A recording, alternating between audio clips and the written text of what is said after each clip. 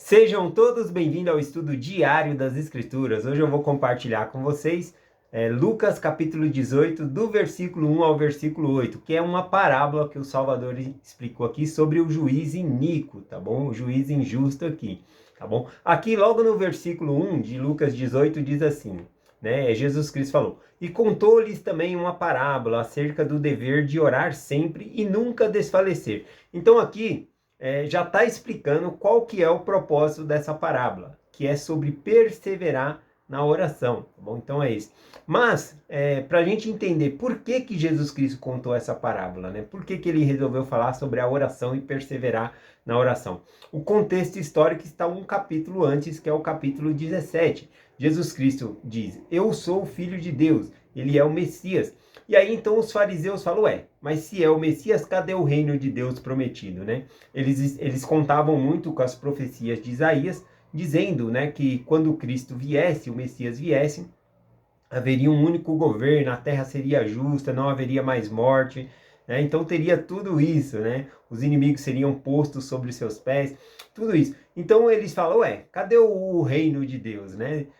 Não é o Messias? Cadê o reino de Deus? Então eles interrogam a Jesus Cristo sobre essa questão. E aí Jesus Cristo, ele compartilha com eles sobre o reino de Deus, o que é o reino de Deus. Nós conhecemos o reino de Deus de duas maneiras, tá bom? O milênio, que é quando Cristo ele vai reinar pessoalmente na terra, na qual vai haver paz na terra, não vai haver morte, não vai precisar ter prisão, né? Todas as pessoas vão ser justas, tá bom? No milênio, tá bom? Mas tem o outro reino também, que é o reino, a igreja de Cristo, o evangelho dele na terra, tá bom? Então vamos aqui rapidinho só para pegar o contexto histórico, ó. Lucas capítulo 17, versículo 20. E interrogado pelos fariseus sobre o quanto haveria de vir o reino de Deus.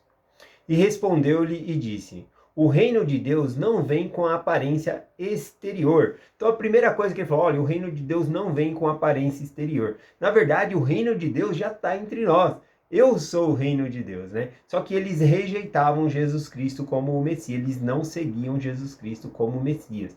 Bom, mas o reino de Deus já está. Igual hoje, o reino de Deus já está na terra porque a igreja de Cristo está na terra. Então, é o reino de Deus aqui na terra, tá bom? Mas o reino a qual eles estão querendo aqui saber é sobre o reino, a segunda vinda de Jesus Cristo, né? E aí Jesus Cristo vai explicar. Então, primeiro ele fala que não é com aparência exterior, porque ele está falando da igreja dele, do reino dele aqui na terra, eclesiástico, tá bom? Então ele fala sobre isso. Mas depois ele vai começar a falar aqui sobre o reino com aparência física, que seja o milênio, tá bom? Que vai tudo se transformar. Veja só o que ele diz aqui, né? No versículo, ainda assim em Lucas 17, a partir do 24, ó. Porque como o relâmpago ilumina de uma parte debaixo do céu e resplandece até a outra parte do céu, assim será também o Filho do Homem no seu dia. Ou seja, na segunda vinda de Jesus Cristo, ele vai aparecer a todas as pessoas. Vai ser, aqui a figura que ele usa é de um relâmpago, né? Que passa do Oriente para o Ocidente, né? A pessoa vê ele correndo assim, então vai ser, todas as pessoas vão ver esse reino de Deus, tá bom? O milênio, é esse o sentido aqui. Então ele fala primeiro que não é exterior, porque o reino de Deus já está na terra, mas também ele fala de um reino exterior que vai ter, que é o milênio, né? Ele continua dizendo, mas primeiro convém que ele padeça muito e seja rejeitado por essa geração. Então o próprio Cristo falou: olha, esse reino que vocês estão falando, né, que é o milênio, essa palavra milênio, né, ela não tem na Bíblia. Nós que falamos milênio porque vai ser 1000 anos junto com Jesus Cristo, então a gente coloca essa palavra de milênio, né? Mas ele está falando justamente antes do milênio, tá bom? Primeiro eu vou ser rejeitado pelas pessoas nessa geração. Então Cristo já estava ali, o reino de Deus estava na terra, né? A igreja dele, mas foi rejeitado por eles, tá bom? Então é bom entender esse contexto histórico, que é por isso que Jesus Cristo conta essa parábola, porque aí tem alguns pontos importantes para nós notarmos aqui. Voltemos para a parábola, né? Então ele conta a parábola acerca da perseverança da oração. Ele continua então a parábola aqui, ó, versículo 2. Havia numa cidade um certo juiz, que nem a Deus temia, nem respeitava homem algum. Então era um juiz, né, que tinha poder de julgar as pessoas, as causas das pessoas, mas ele não guardava os mandamentos, ele era iníquo, ele não temia a Deus, né? Se estava fazendo justiça ou não, ele não temia, e também não temia os seus semelhantes, ele se achava superior, né, aos semelhantes aqui. E junto também aqui, ó, versículo 3, havia também naquela mesma cidade uma certa viúva, que ia ter com ele, dizendo, faz-me justiça contra o meu adversário. Então, essa viúva aqui, viúva, normalmente é uma pessoa que não tem amparo, não tinha onde recorrer. O único maneira dela recorrer era pedindo. E repare que ela pede justiça contra o adversário, tá bom? E não vingança, né? Não é isso, a gente não deve querer vingança, a gente não quer que o reino de Deus venha para se vingar, para as outras pessoas se darem mal ou coisa assim, ou nós, né, também, mas a gente deve desejar o reino de Deus na terra por conta da retidão, de ter paz na terra, de viver felizes aqui na terra, tá bom? Então esse é o desejo aqui. Bom, então todos os dias ela ia falar lá com o juiz, né, pedir para ele atender a causa dela. Continuemos aqui, ó, versículo 4. E por algum tempo não quis, mas depois disse consigo mesmo, ainda que eu não tema a Deus, nem respeite homem algum. Todavia, como esta viúva me molesta, hei de fazer justiça, para que, enfim, não me venha e me importunes muito. Então, para se ver livre daquela mulher, ele pega e atende a causa dela para que ela não volte mais. Ou seja, essa mulher era tão perseverante, que ele sabe que ele não vai vencer ela pelo cansaço. Ela vai continuar pedindo.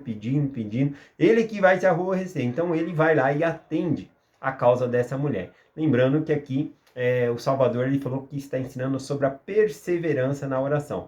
E aqui não significa que a gente tem que ficar toda hora pedindo ao Pai Celestial algo que a gente quer, tá bom? Não é esse o sentido aqui, ou seja, repetindo sempre a mesma coisa. Se você tem bons argumentos, por que você precisa dessa bênção? Converse com Deus todo dia. Aí sim você está perseverando na oração. Mas falar todo dia as mesmas palavras, não, né? Até o próprio Cristo, lá em Mateus 6, ele fala sobre isso aqui, ó. Deixa eu voltar aqui. Mateus 6,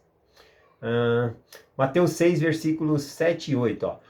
E orando, não useis de vã repetições, como os gentios, que pensam que por muito falarem serão ouvidos. Mas não se assemelheis, pois, a eles, porque o Pai Celestial sabe o que vos é necessário antes de vos pedir. Repare que Deus ele sabe o que é necessário para nós. Não está aqui para cumprir os nossos caprichos ou o que a gente quer, mas é o que é necessário para nós. Se nós alinharmos o que é necessário para nós com a vontade de Deus, nós vamos receber e devemos sim perseverar na oração, mas não é uma oração decorada de todo dia falar a mesma coisa, mas realmente colocar o seu sentimento na oração, tá bom? Então, Jesus Cristo ele acaba comprando a parábola do juiz iníquo aqui, né?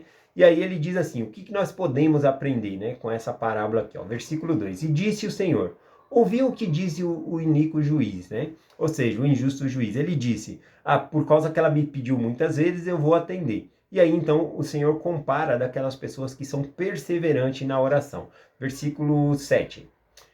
E Deus não fará justiça aos seus eleitos, que clamam a ele dia e noite, ainda que tardio para eles, digo-vos que depressa vos fará justiça. Então, olha que o Senhor ele vai fazer justiça, ele vai trazer paz, ele vai trazer retidão. O reino de Deus vai vir na terra. Essa parábola também, se a gente for pegar o princípio lá do capítulo 17 de Lucas, está falando sobre a segunda vinda, o reino de Deus vir. Então, quando estiver próximo do reino de Deus vir, as pessoas vão orar para que o reino de Deus venha realmente, por causa que o mundo está iníquo, mas não para se vingar do mundo, mas para que possamos ter paz, né? Criar nossos filhos, família em paz. Então vão orar para que o reino de Deus chegue, ou seja, o milênio aconteça, a segunda vinda de Cristo venha. E aqui Cristo está falando exatamente isso, que para alguns vai parecer tardio, ainda que tardio para eles, mas para Deus não é tardio, né? Veja as palavras aqui, né? Ele diz assim, clamam de dia e de noite, ainda que tardio para eles. Mas digo-vos que depressa fará justiça. Ou seja, para Deus é depressa, né? Ele não é tardio. Ele vai vir na hora que ele tem que vir. Mas nós devemos orar buscando o reino dele. Olha mais o que nós podemos aprender nessa parábola aqui. Ele disse assim, ó. Porém, quando o Filho do Homem vier, porventura achará fé na terra? Essa é uma pergunta, né? Uma pergunta para nós. Quando Cristo vier, ele vai achar fé em você? Ele vai achar fé na sua família? Ele vai achar fé... aqui não significa que quando ele vier não vai ter crentes na terra, né? Pessoas que creiam nele. Significa uma pergunta pessoal. Ele vai achar fé em você, na terra? É isso que ele quer. Quando ele vier, ele quer... e muitas vezes, talvez, é até bom a gente achar que é tardio, no sentido de que nós precisamos nos preparar para esse reino. Porque se eu não estiver preparado para o milênio, nem eu vou poder viver no milênio.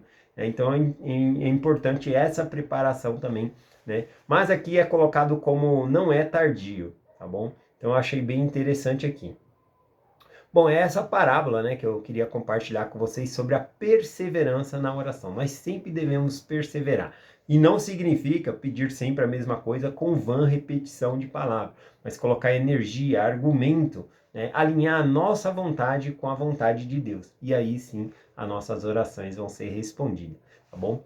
Então, eu compartilho essa mensagem. O que eu mais gostei de estudar nessa mensagem é que ele fala do reino que vai vir, o milênio, mas ele fala do reino que já veio. Ou seja, o reino de Deus não vem com aparência exterior. Ele está aqui.